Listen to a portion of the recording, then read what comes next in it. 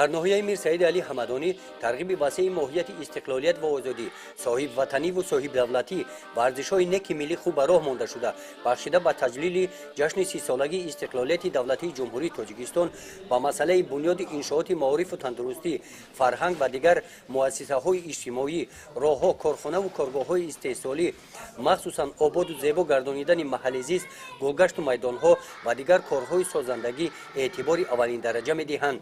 در این سمت با دستگیری صاحبکاران محلی و جلب ساکنان طریق حشرهای دست جمعانه در مرکز ناحیه و دهات‌های آن کارهای زیاد به انجام رسانیده شدند. همین تدبیرها است که در جماعت دهات قهرمان نزد مؤسسه تحصیلات میانه عمومی رقم 44 با پیشنهاد مقامات اجرایی حاکمیت دولتی ناحیه از جانب تشکیلات جمعیتی توحید بنای نو عبارت از 4 صنفخانه علاوه‌ای ساخته شده با همه تجهیزات‌های تعلیمی مجهز گردانیده مورد استفاده قرار داده شد.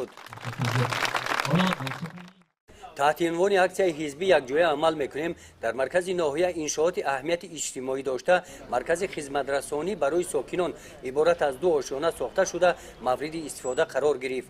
این مرکز از خدمت رسانی های گوناگون معیشی عبارت بوده 8 نفر ساکنان ناحیه را به کار دائمی تامین می نماید.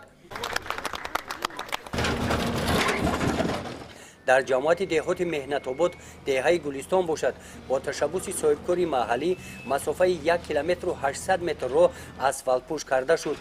راه پیشتر خراب و ولانگر گشته از نوسازی کرده شد. طبق سفارش‌های اساسگار صلح وحدت ملی پیشوای ملت پرزیدنت جمهوری تاجیکستان محترم امامعلی رحمان بخشیده با جشن 30 سالگی استقلالیت جمهوری تاجیکستان در حدود جماعت دهات مهنت آباد 21 انشاءات‌های جشنی به نقشه گرفته شده است. علاقه تا امروز یک بیمارخانه محلی شعبه تولخانه و یک میدانچه ورزشی به استفاده داده شده است. طبق نقشه امروز در حجم 1 کیلومتر 800 متر راه داخلی جماعت در یک جایگی با کارمندان اداره نگهداری راههای ناحیه حمدانی و صاحبکاران محلی پررم منفرش گردانیده می شود. از طرف صاحبکار علاقه باز یک میدانچه ورزشی به نقشه گرفته شده است. در جماعت دهات قهرمان باشد با دستگیری صاحبکاران همه سیمچوب‌های برقی که سالهای پیش ساخته شده بودند با سیمتورهای بتونی از نو عوض کرده می شوند. بخشیده به تجلیل جشن 30 سالگی استقلالیت دولتی جمهوری تاجیکستان در ناحیه کارهای آبادانی و سازندگی در دیگر جماعت‌های دهات با سرعت ادامه دارند.